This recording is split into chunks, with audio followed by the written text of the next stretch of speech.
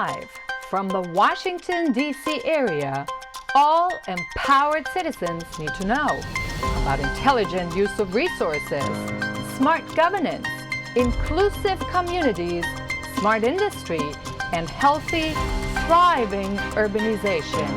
This is Smart Sustainability, the TV talk about shaping a sustainable future in the digital age with Nicolette DeVidar. Welcome to Smart Sustainability on January 23, 2022. And a belated Happy New Year to you. This is the first episode we're doing in this new year. And we're starting off with a bang. Money, inflation, and the economy are pretty much on everyone's mind. With inflation soaring and much of the money policy ammunition already shot in the shape of financial methadone, as trend researcher Gerald Celente called it, to keep the financial system alive, a patient that's been in coma on and off since 2008, fears of financial devastation loom large. The headlines today: CNBC, inflation surge could push the Fed into more than 4 hikes this year, says Goldman Sachs. The Washington Post writes about inflation is cutting into wage gains for U.S. workers. The Guardian's headline, fears grow that U.S. action on inflation will trigger debt crisis. So we're diving into a different question, one that's been largely avoided. Is it time to re-engineer the banking system? Thanks for joining us tonight. I'm Nicolette DeVidar. For decades, we're hearing money policy in the form of quantitative easing and interest cuts or hikes. It's a pretty small arsenal when you think about it, and while it affects 7 billion people on the planet. Einstein said, insanity is doing the same thing over and over and expect a different result.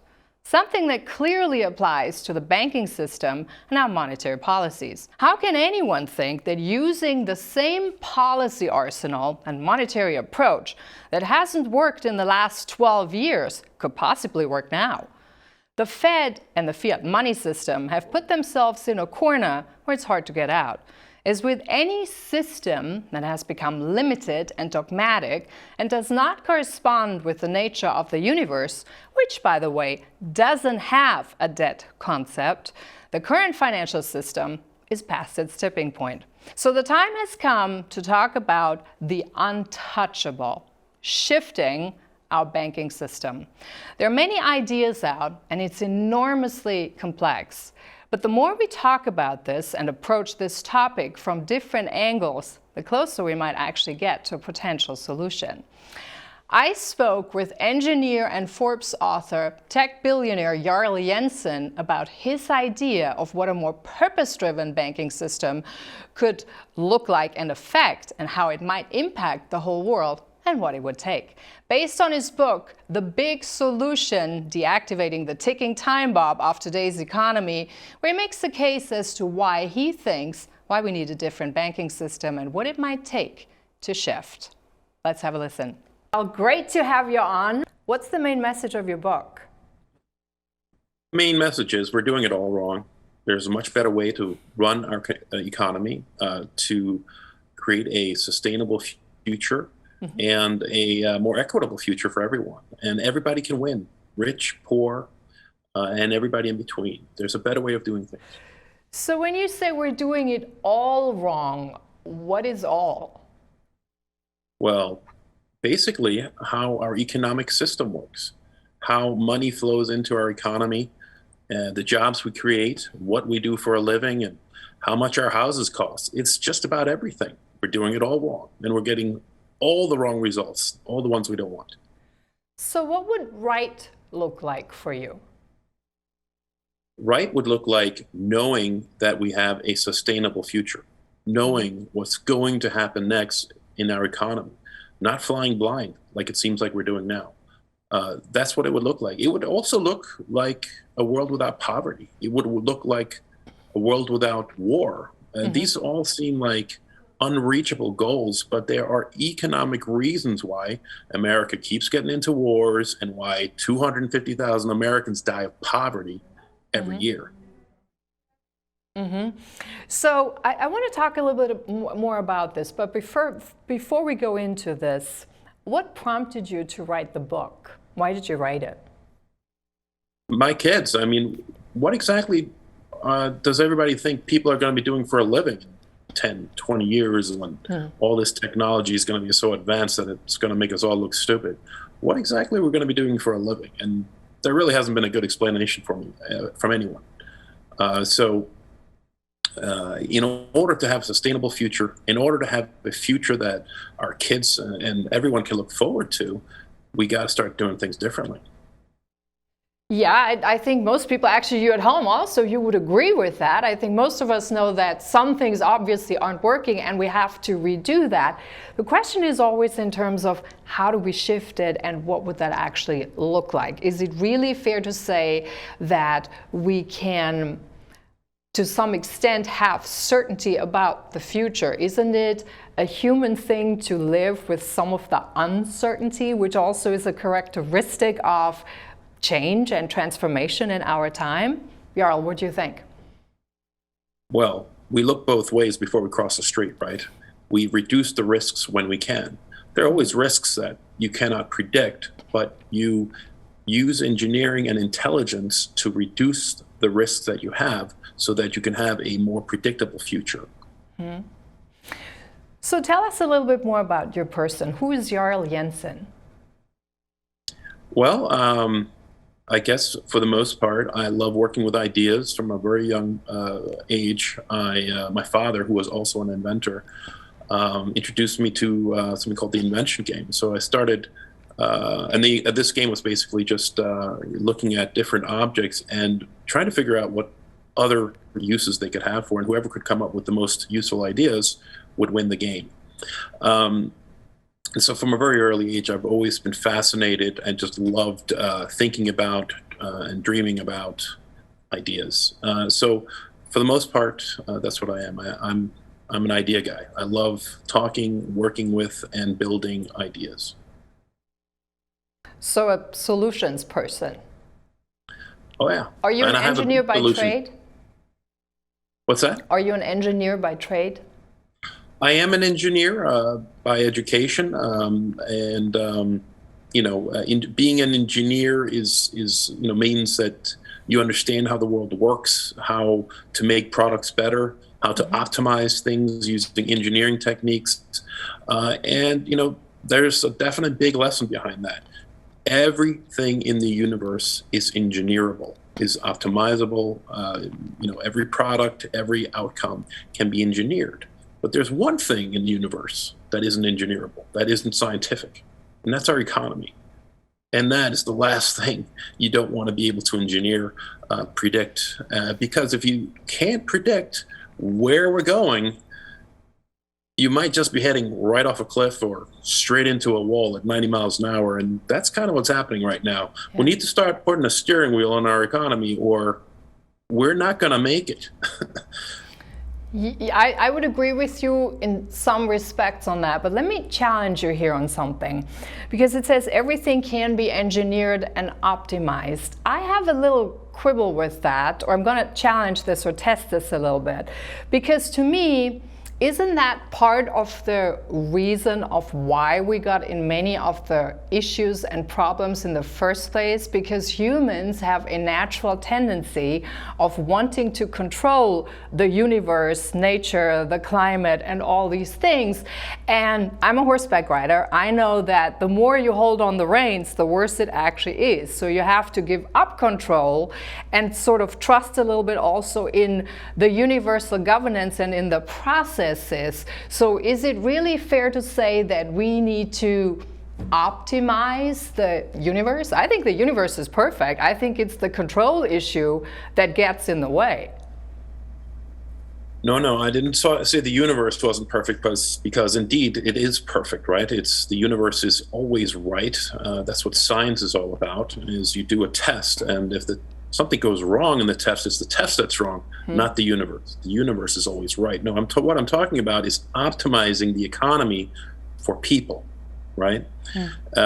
We want the economy to make society and our existence sustainable. This is something that can be optimized, right? This is something we all want to be optimized, right? This is the common good. So yeah, no, you can't optimize the universe. The universe is what it is, and it is always correct. But we can optimize the economy, even though we're taught that we can't. Let's talk a little bit about the difference between, or clarify some of the terms. So we talked about optimizing and we talked about engineering. What's the difference? So when you talk about optimizing the economy, what do you mean by that? Well, so there's something called, for example, design of experiments, which is an engineering term, where you take the variables that create an outcome for a product, for example, and you control those variables through experiments, and you find out the combination of those variables that creates the optimum result. And so through experimentation, you can actually create optimum output for cars in terms of fuel efficiency or anything else for that matter. And so you can do the same thing in terms of how to make society function better economically.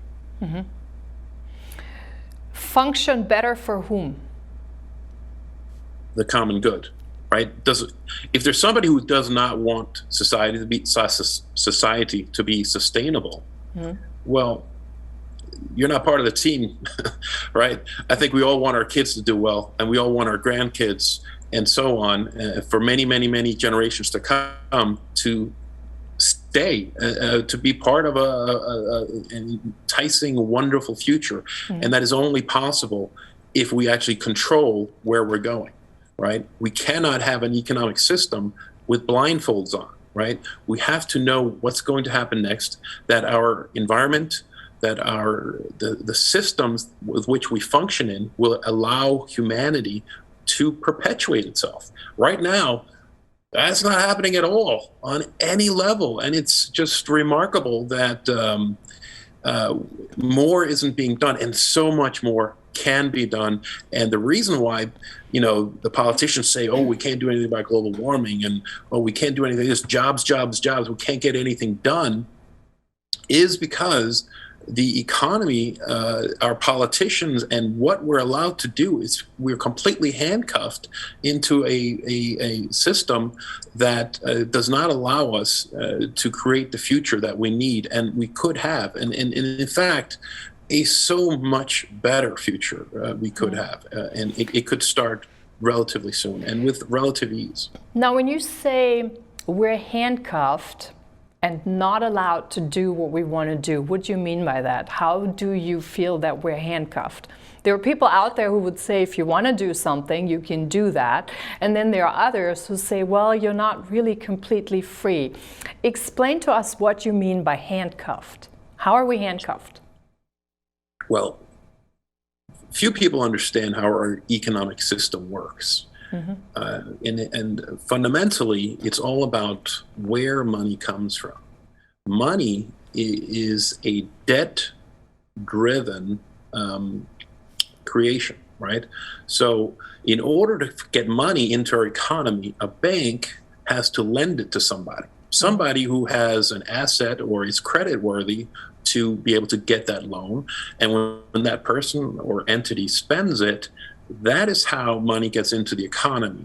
Now, if banks were to stop making loans, all work would eventually stop as well. The economy would shut down completely. So what does that mean? That means all the work we do, everything we do, is controlled by the banks and the banking system, right? That means what we do, the work we do, is driven by banks. And guess what? We need to do some other work besides what the banks tell us to do. We need to clean up the environment, for example. There's all these things we can do, but the banking system is handcuffed us to this system that is not appropriate anymore. It doesn't work, and it cannot work. And so we actually cannot solve our problems until we get out of our handcuffs. Yeah, and interestingly enough, when you look at how nature actually works, which I think if we really looked more at nature, we would learn a lot more about real economy, because nature really, it produces zero waste. Nothing ever goes to waste. Nature is a perfect economy. So when you look at this, though, in nature, there is no debt, because nature works out of abundance, which I think is the biggest misconstruction in the system that we have, because we produce a system of scarcity when the universal principle, nature, is the exact opposite. It's abundance. Yes, 100%. And by the way, that's how I explained it in my book. I use natural systems to explain what's wrong with our economy, because it's not natural at all. It behaves really strangely, and it creates really bad outcomes. Nature's way is the way for a better future. Yeah, I would agree. Now, you in your book, you mention about engineering the banking system. So you talked a little bit about why we need the banking system to be engineered. Now let's go into what engineering the banking system means. Can you explain a little bit what you mean by that? Well, it's more really about inputs into a system, right? Mm-hmm. We need to control what comes into our economy so that we can control what comes out of the economy, right? What comes out of the economy that we want are things like sustainability, opportunities. We want to optimize opportunities for entrepreneurs and people and so on, so they can have a desirable future, right? So there are all these outputs that we want to optimize. In order to be actually able to optimize things, you have to control what goes into the economy. And today, the only thing that goes into the economy is debt, right? So if we can redefine what money is defined as today, right? Yeah. And we can create new inputs into the economy, now we can start controlling the outcome, right? And that is what engineering is. So and are you saying that all of our value, we're not producing any value, but the only value that's been produced is debt? No, I mean, there's plenty. I mean, technology is creating a lot of value. The problem is, why is technology creating these values, right? What are we actually getting out of it? 60% of the population is obese. 40% of the population has a chronic disease. There's still 250,000 Americans dying of poverty every year. What exactly is society getting out of all these, advancements, all this progress? We're not actually progressing anymore. Technology is just being driven by the banking system, because the banks will lend billions of dollars towards some new technology, right? Like the iPhone 20, right? Mm-hmm. Billions and billions and billions will go towards developing that, but getting rid of poverty, well, that's just not possible. Why? Well, that's because we're handcuffed to this banking system. That's why we can't solve poverty. That's why we can't solve global warming and so on. So once we get rid of the handcuffs, we are free, truly free, to start creating sustainable and just absolutely fantastic future. Is that a mindset question, or is that a question of the banking system? Because it seems to me they're both. See, when you think you're caught in a place, it usually starts in the mind. So it's a mental attitude that says, well, we have this system in place and we can't touch it, and this has been around for hundreds of years, and that's the way the system is, and therefore we're just caught in that. So it seems to me there is this mental component, an attitude shift that says, well, first of all, why do we need the banking system? And then second, what's it supposed to solve? What's your take on that? The banking system, the only purpose of the banking system is to sustain itself, because if the banking system fails, the economy fails, right? So the banking system is basically set up to make itself the most important thing. Meanwhile, well, wait a minute, humanity is the most important thing, duh, right? Banking system actually is very important to society at all. Yep, and just to clarify, so what you're saying is, and when you look at the banking system, the way the banking system sustains itself is through debt, correct? Right, that's how they make money. Yep. They issue debt, they make an interest on it, That's how they become profitable. Debt is their product. Money is the bank's product, right? I mean, you can understand it and the banking system controls the creation of their product, which is money. And this is also a very important thing here, right? Mm-hmm. So to banks, money is debt. To people, on the other side of the equation, money is actually work, right? It's what you work for to earn, and you earn money and you spend it for something of equivalent work to you, right? So in this way, the entities that control money, banks, think of it as just this credit thing, right? This piece of information that they need to keep track of and they need to recollect. The rest of us, it's work. Banks think they're controlling money in the form of debt, but what they're actually doing is controlling work, the work we do. And whatever work we do creates the outcomes we get. And right now, the outcomes we're getting are terrible. They're world-ending, and they're miserable for most people. But the banks just think, oh, well, we're just controlling credit. No. You're controlling all the work that we're doing. And the work that we're doing isn't the right work. We need to start doing the right work so we can have a compelling future. So what would let's talk about what are some of the root problems of the banking system. We talked a little bit about that it's funded on debt, which is an artificial proponent because in nature there is no such thing as debt. So we have already that. So the foundation is debt. What are some of the other structures in that system that you find are really in the way and they would need to be, I don't want to use optimized. I think some of them may have to be dissolved. I'm going to go a step further on that one even before we can restructure it. What would some of the pillars be for you when you look at the banking system? What are some of the key components you would see in there in a future to go forward to make it sustainable? Okay, well, for the first thing, we have to understand that, yes, money is work to us, the common person, the working man. Money is equivalent to work, right? And to the banking system, it's debt. Mm-hmm. But the true nature of money is actually information. Money is just simply that serial number on the dollar bill, right? That's kept in what's called a ledger, a general ledger, or the general ledger of money at the Federal Reserve, where they track these dollar bills. So the serial number is what creates a tracking mechanism for all the money that's in circulation. So it's just basically a database of money. So you can create it and delete it. You can do anything, just like a Netflix. The Federal Reserve can literally zip money anywhere in the world wirelessly or through the internet. And boom, there it is. It's information and information only. And here's the thing about information. You can do anything you want with information. Heck, Netflix can send you a movie, or you can talk. We're talking right now via information. So information is this. You can do anything you want with information. There are no limitations. So what's important about that is actually deletion and creation.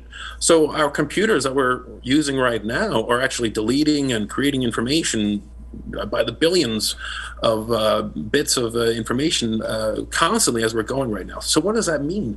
That means we can engineer the heck out of our economy and our society, and we can create an unbelievable life for our kids and moving forward right now. All we got to do is just change that mindset. Okay, so what are the tools that we can use? Well, first of all, let me start with deletion, right? Deletion would mean that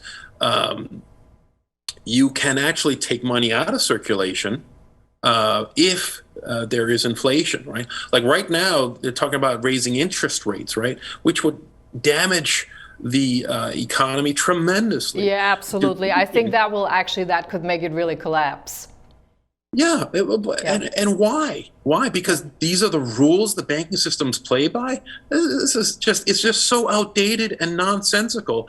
I think once people understand what I'm talking about, they'll say, "Whoa, why?" And the only reason why they have to raise interest rates in order to control inflation is because money is credit to them. right? That's all it is. Meanwhile, it's just information and we can do anything we want. So if you actually control the inflation through deletion of money, right? And what would that look like? That would mean, well, anybody who spends more than $1,000 a day, right? Well, we're going to delete a small percentage of that. And that is what's going to control the economy. That doesn't hurt the poor person. It doesn't get people fired, right? What's another thing we can do? Well, we can eliminate poverty from day one with something I call, direct deposits. Federal Reserve, instead of creating money for banks, it creates money for everyone. Okay, hold on a second. We need to talk about this one. So, excuse me.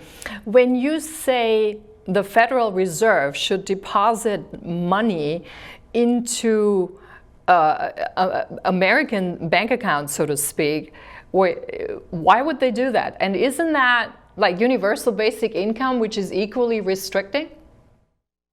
It's definitely not universal basic income, and many people keep misconceptualizing what I'm talking about here.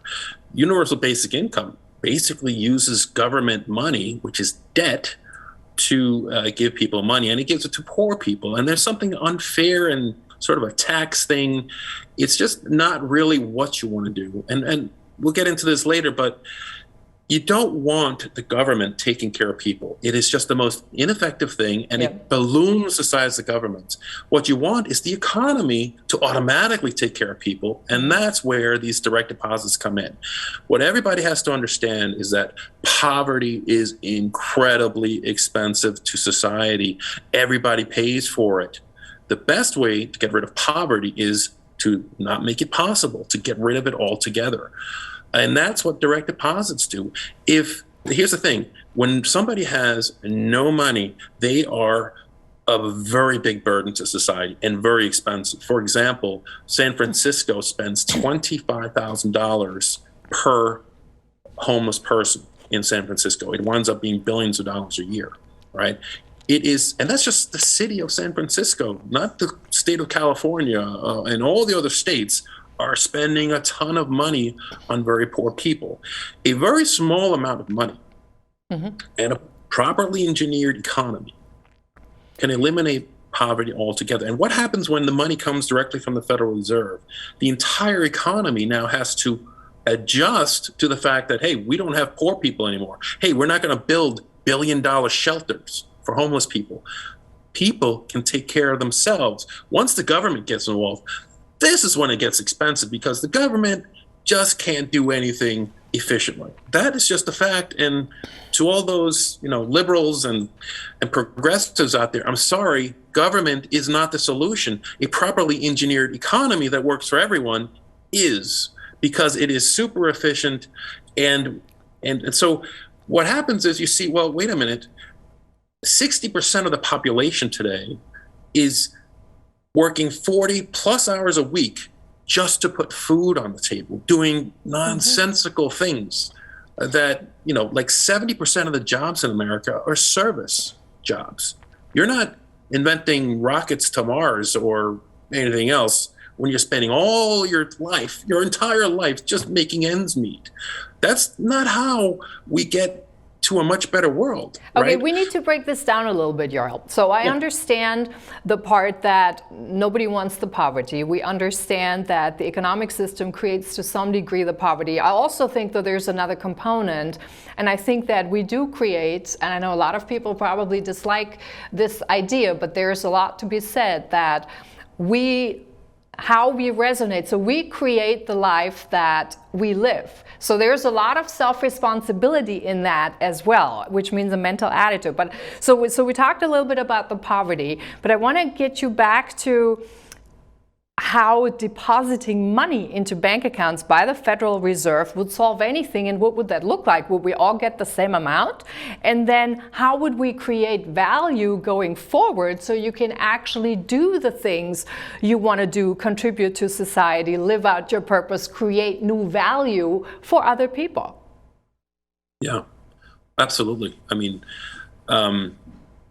well, the money has to go to everyone, because a billionaire can lose it all overnight And what, you want them to go to some government agency to fill out a form to get unemployment or something?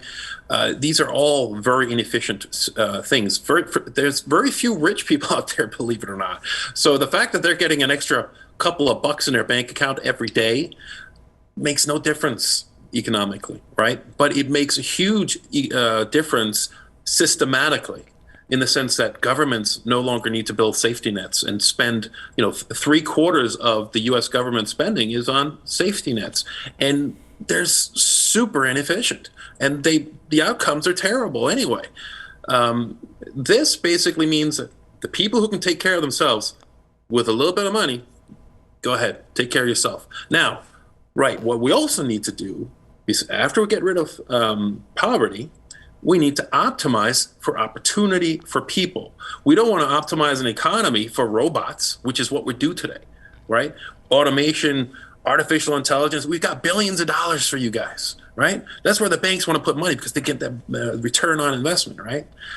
No, we want to optimize for people and their contributions, whatever they may be. And there's ways of doing that, many ways.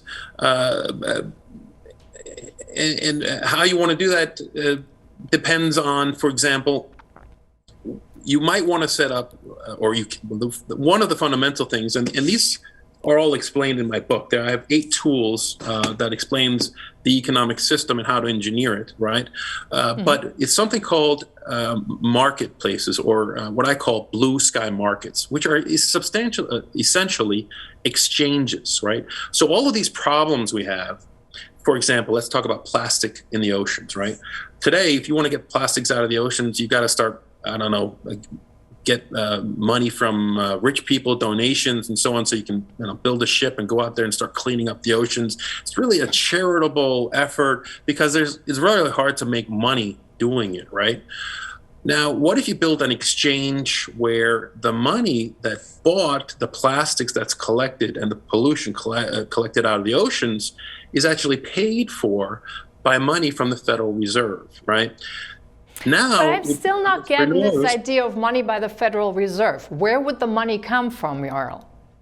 Well, so today, money's created every day by the trillions for debt. So what you're saying is they should just create money by, the push of a button, and then everybody gets a certain amount in their account to use it for however they want to use it. Is that the idea? Well, that's what I call direct deposit. That's basically just a very small amount of money to get rid of poverty. So this is like the beginning of monopoly, when the bank deals you the money and everybody gets a certain amount and you start your journey of life. Yeah, and every time you pass go, which is like a day, right, you get a little bit of money to keep going.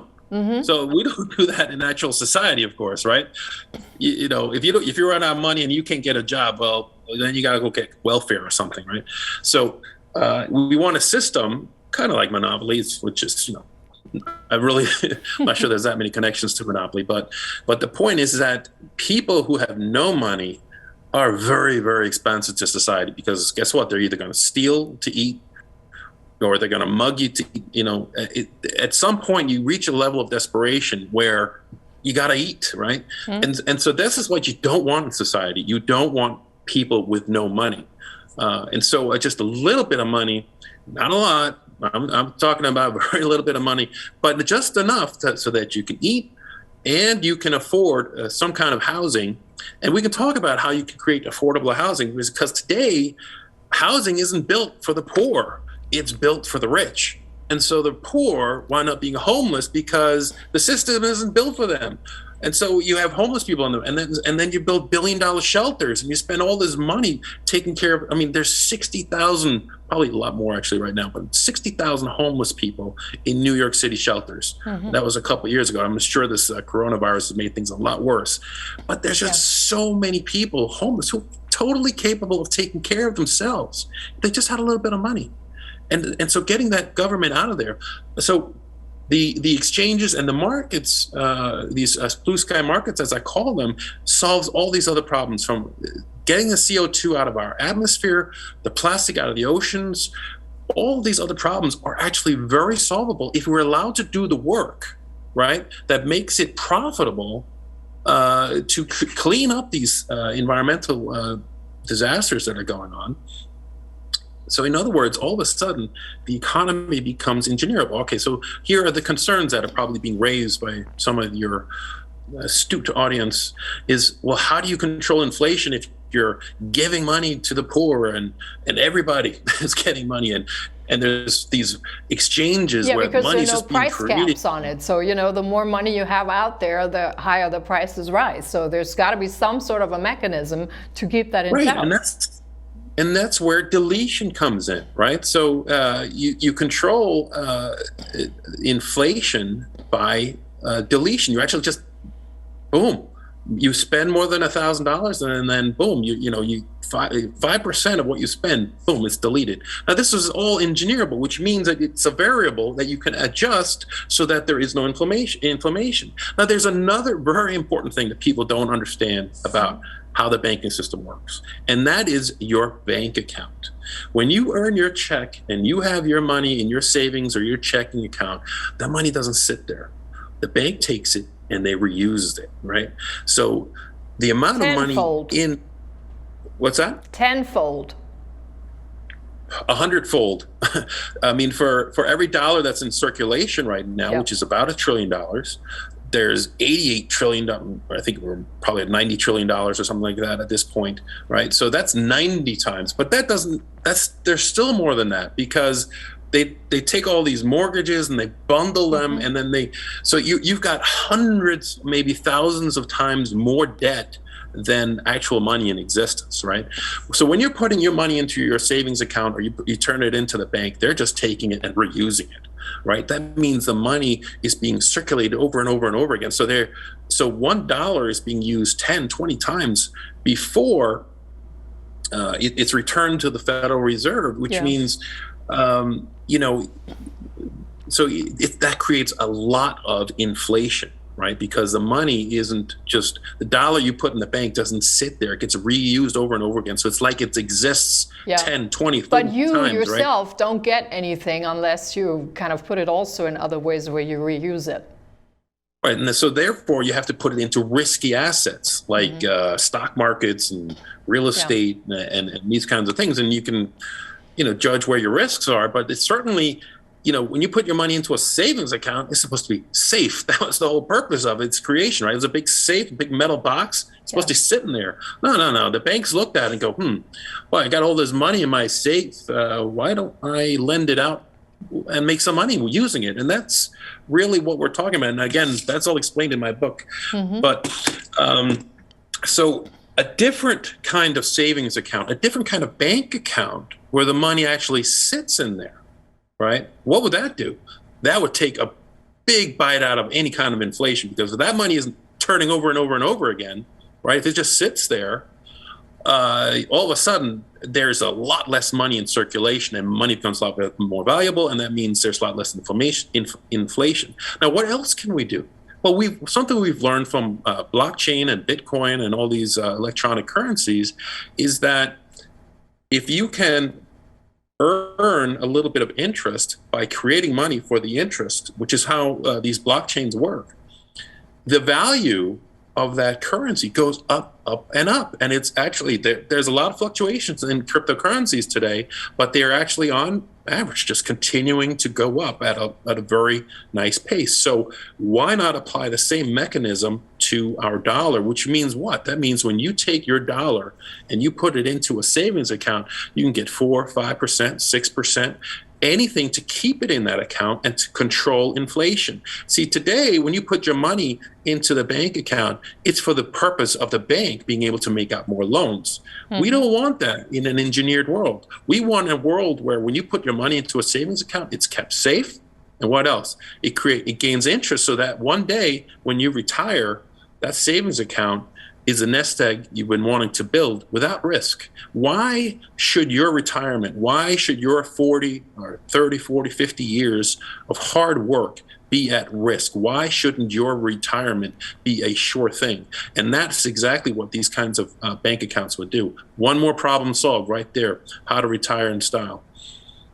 Yeah, and that actually, when you look at what we have currently in the system, a lot of people who actually have money in savings account and they thought they could live off the interest rate to some degree have been really disowned because you can't live off the interest rate anymore. Yeah. It's not possible because you don't get much interest. Yeah, I mean, so it's completely out the window. So this whole system has already tipped. Now, when you look at this, though, when you see our current banking system is a debt system, so the foundation is a debt. What would you call the foundation of the solution of a banking system that's engineered opposing the debt? What would be the foundation of a healthy banking system going forward?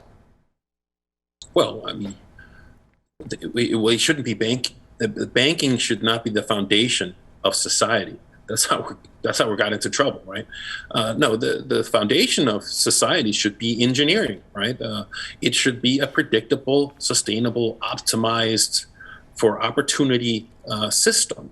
We want it to be a beautiful place to live and so on, and that can only be done through engineering. But isn't that, well, wait a minute. System isn't the solution. But doesn't then, if you say it can only be done through engineering, so you're basically replacing the banking system and an economist, for example, with an engineer. Isn't that just a plain replacement? One after the other with maybe a different outlook, but to me, it's not that big a difference, though. Oh, well, yes, it's so. In the Federal Reserve is something called monetary policy. And this was established over 100 years ago in 1913. And it basically states that the banks control the money, and and from that purpose, that point on, that's how it became a debt-driven economy. Now, engineers would have a completely different monetary policy. Their monetary policy would be to use money to optimize society for these sustainable outcomes, and so. But that also would give the power to a particular group of people, and that I have an issue with. So I'm going to challenge you a little bit more on that, because. Okay.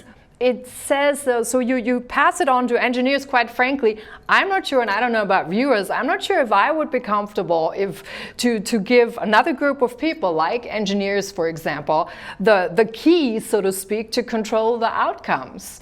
To me, when you look at nature, it's pretty diverse, and it should be multidisciplinary, not just a particular group of people or a particular way of thinking. Yeah. Well, I mean, we do have an example in our Constitution of a similar group of people, which would be the Supreme Court, right? We've given the Supreme Court, who are elected by our Congress to a life term as a Supreme Court member, and they have obviously incredible influence over our laws and our society. And so a similar what I would imagine, what I've imagined would be that a fourth and equal part of government would be this new economic mastermind made of many diverse people, as you recommend, to properly engineer society towards a sustainable future. And again, I write about that in my book, The Big Solution, about this new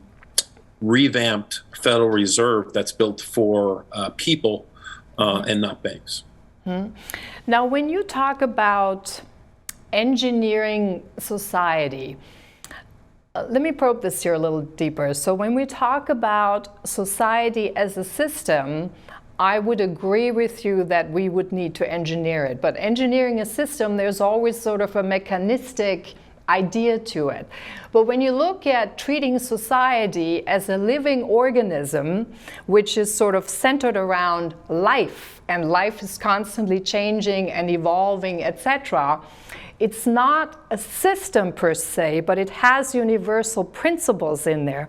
So shouldn't we allow society more like be treated like a living organism, where we have a legal life, where we have a social life, where we have an economic life, with the emphasis on life, meaning that it can evolve and it can change and it's not dogmatic. Whereas when you look at a systems approach, it is a little bit dogmatic, because every system is dogmatic, which is why every system at some point just fails or flips. You see what I'm getting with that? Well, I think what you're talking about is evolution. We want to have evolution be part of the system, which is what nature has, right? That's right. That's why nature has survived millions of years, and it'll be around when we're long gone. Perhaps. I think we could, almost do enough damage, but who knows? You're probably right. Seems very robust. But it really doesn't matter, right? If we don't exist and sort of the human consciousness goes away, boy, what a big lost opportunity. So yeah, how do you? Well, the whole thing about evolution is sort of that the individual players within the game, be it species, whatever animal, and so on, they're competing with each other, and to the winner goes the spoils and that kind of thing. And the proper functioning engineered economy would have those very same principles. In other words, the environment provides all of these inputs into an ecology or ecosystem, right? So there's rain and there's sun and there's the minerals, and it's all of these different things coming together, and whatever species can make the most of it will do the best. And so that's really what we're talking about, is that an economy where the inputs into the system is renewable, it is sustainable, it optimizes for opportunity, which would be like having the minerals in the soil to grow good trees and fruits and so on. So this economic Federal Reserve that's engineered controls the inputs. It doesn't control what actually happens. It doesn't tell anybody what to do. Everybody has the free will to seek out the opportunity that's right for them. By no means would this engineered economy control anybody or what they choose to do. Now, you mentioned something about the equitable economy. What is an equitable economy to you? Well, you can't have 250,000 people dying of poverty. You can't have millions of kids, American kids, richest country in the world, going to bed without food. Yeah. In a world where the supermarkets are throwing out 60% of their inventory. It's just, what about restaurants? They probably throw out 80% of their inventory on a daily basis. Yeah. It is such a wasteful system. And just think about it. The fact that a homeless person eats or a kid eats changes nothing in terms of the food that's available around the world. So it's really just a matter of making sure that everybody has that little bit of money so they can eat and they can have a place to live. And the system will evolve to take care of everyone. And that's what we need. We don't need an economic system, as you mentioned earlier, that provides scarcity so people don't have enough to eat, so kids don't have enough to eat. This is nonsense at this point. We're such an advanced society that it's time to put these old problems to bed, because they're no longer necessary. They're completely unnecessary. And that's why I really call poverty today a holocaust of the poor. Or a genocide of the poor. Sorry, probably a better word, genocide. But because that's what it is. Because once you understand that the banking system is causing this genocide, right? Well, then you understand that, and that there's something pretty simple that we can do about it, which is what I write about. Yeah. Well, then you understand that it is, in fact, genocide at this point. That millions of people around the world die unnecessarily. And that not only that billions, more than half the world's population, billions of people are unnecessarily struggling on some minuscule amount of money a day just to survive.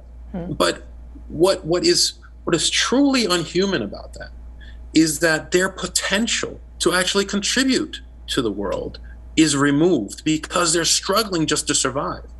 We can actually have an economic system that allows them to contribute to you and you and you and you and everybody, because their work would be meaningful. It wouldn't be just carrying a bucket of water from 10 miles away so that their kids can have something to drink today, right? That is actually a waste of human potential. Massive human potential is thrown away every day. And instead, we're causing millions of people to die, and it's all unnecessary. And what people have to understand is that doesn't make you richer. That actually makes you poorer. That person not working for you, right? Instead, just struggling to survive, makes you poorer. Let's sum up here some of the key differentiators, because we've gone on a pretty long journey here. Some of the key differentiators of the banking system for the future versus the current one. Obviously, you talked about no longer having a debt foundation, but sort of like a starting capital. We talked a little bit about you spoke a little bit more about the focus on sustainability. So can we sum it up and say it needs to be more purpose-driven in terms of where we're going to spend the money, and then put the human and the future and the environment in the center, versus just following the easiest path of producing gains? What are some other ones that we haven't talked about, like that you would sum up as the main differentiator? Well, the main difference is that I would say the most important thing is that the current path we're on is not sustainable, despite being optimistic and despite the potential for getting out of this mess. The system is not sustainable, and it has to change. And then the question is, change into what? Well, there really isn't that many options, because engineering is the only thing we know. That's the only thing that has ever worked in terms of making products better and making things possible. Engineering and science is the solution. Yeah, but there is a big discrepancy in terms of what science is and what science is not, and what engineering is and what engineering is not. So how would you define that? Controlling the inputs to control the outputs. Who controls the input? Well, that's what a better Federal Reserve would do. It would control the inputs, not just limit the inputs to debt. But what's the difference by controlling the input and limiting the input? Isn't the person who controls the input also the person who limits the input? Well, no. Well, right now we are limited by definition. Money is defined as debt, right? And that's the only way it can be created, and that's the only way it exists is in debt today. And that limitation is what controls all the work we do. And there's other work we need to do, which also means there's more opportunities for us to create businesses, to be entrepreneurs, to save the world, right? There are entrepreneurs out there that can collect a bunch of plastic out of the oceans, and if there was an exchange that actually paid for that collection, which is what a blue sky market would do, then that entrepreneur would have that opportunity and could create a profitable business. Let's go for a minute into a blue sky market. It's about the work we do. Yeah, let's go for a minute into a blue sky market to explain to our viewers what you mean by a blue sky market. Okay, a blue sky market is, in my definition, as work that cannot be done today, right? So you can imagine if at home you decided, you know what, nobody's paying me to clean up my house, so I'm not going to do it. If nobody's going to pay me, I'm not going to do it. And so what happens after a couple of weeks, a couple of months of you not cleaning up your house? Well, it becomes unlivable. It probably becomes toxic, and it becomes dangerous for you to actually live in your own house. Well, that's what's happening with our planet. Nobody's paying anybody to clean it up, right? So but there are people who take initiative. There are smaller projects. There are people who dare and venture out who do that. They just need a little bit more boost and maybe more concentrated effort on it. Wouldn't you agree? Absolutely. You said it exactly right. They just need a little bit more boost. And that is what these exchanges would do. These exchanges would create that little bit of boost. So these entrepreneurs that are already out there trying to figure out how to turn the garbage in the oceans into a profitable business, right? They, with a little bit of boost from an exchange that is funded by money from the Federal Reserve, that's the little boost they need. And then they become profitable. And then all of a sudden they've got a nice business going. That's exactly the right word. It's that little bit of boost. And that is what these blue sky markets create. Mm-hmm. They create a little bit of boost for entrepreneurs to go clean up our environment. Mm-hmm. We have a few minutes left. So I want to talk a little bit about the future in terms of what's coming at us.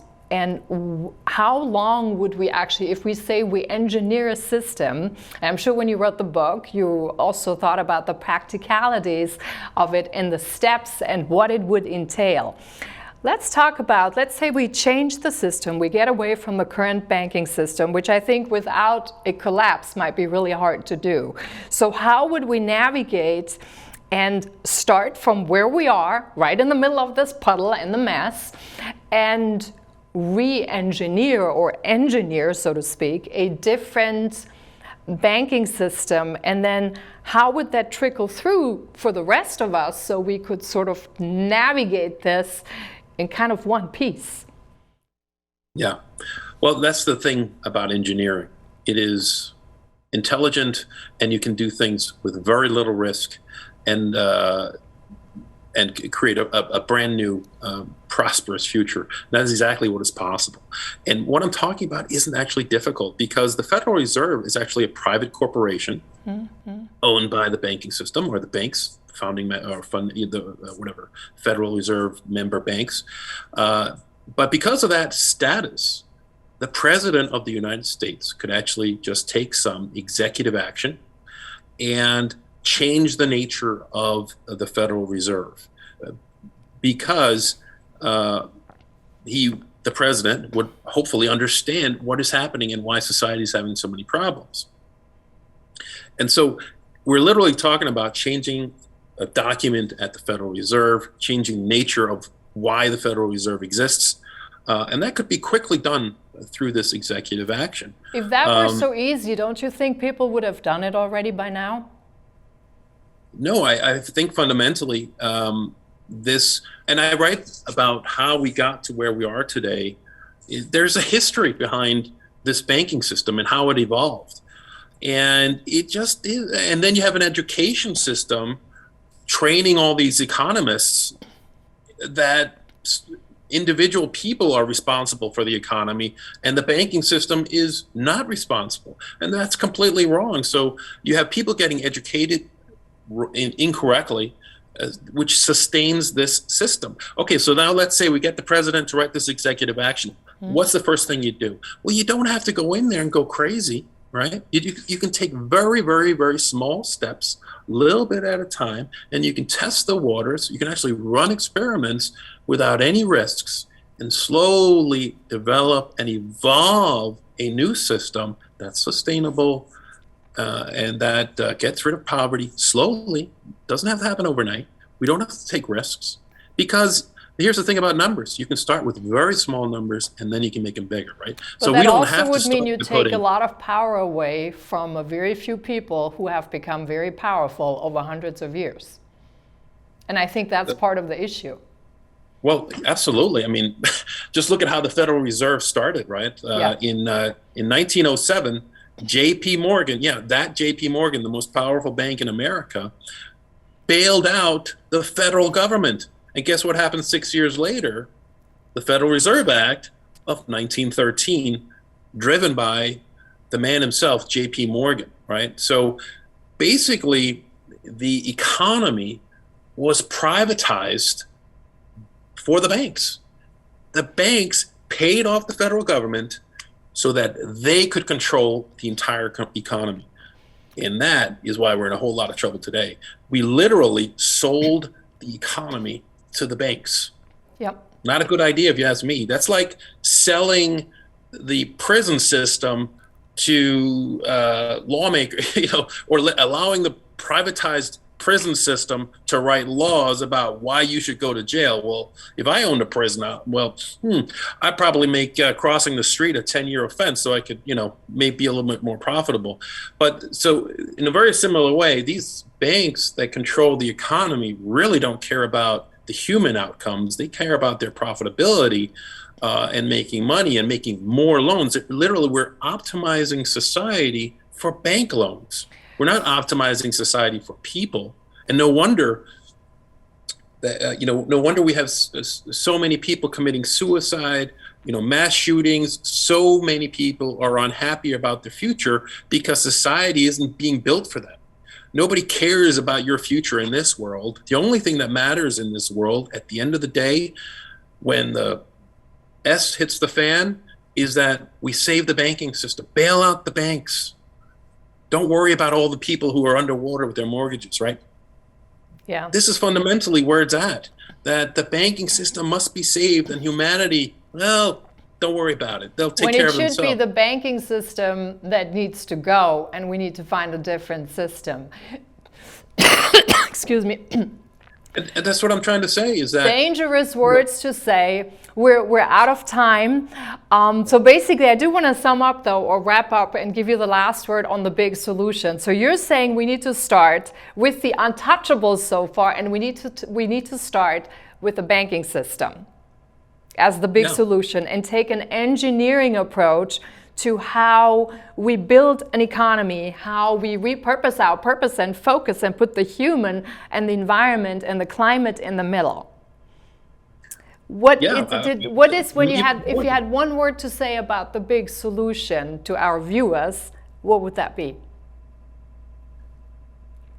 It's absolutely necessary that everybody reads and understands what's going on and how it is explained in this book, because if the general masses, this is written for the common person. You don't need any economics degree or an engineering degree to understand this book, right? Everybody's got to understand that they are being oppressed and limited in opportunity by this banking system. Even Jeff Bezos and Elon Musk are being limited in their potential by this banking system. We could be in such an amazing place. Jeff Bezos and Elon Musk should be trillionaires, and there should be no poverty, right? And we should have a sustainable future. And your wish to own a business, or to pursue your dreams, should and could be possible. And the formula is in this book. Thank you so much for watching. You can actually see all of it in the edited version when we post it after we're done with this. So there's so much more to explore. This is a complex topic. There are people out there, me being one of them, who think that abolishing the Fed probably would be the first step. I also think that it does help that people become more aware of our banking system, how it works, where the value is, who creates the value, and how we can move forward by better sharing the value and generating value with each other through a different interaction. There's a lot we can learn from nature and how nature is built. More about that in an upcoming episode. So if you do have comments, questions, suggestions, you can reach me best via Twitter at @DeVidar. I'd love to hear what you have to say. I'd love to hear your ideas, love to hear your suggestions, and talk more about what we need to do actually to fix or restructure or come up with a different banking system. Thanks so much for watching. You have a wonderful night. We see you next week.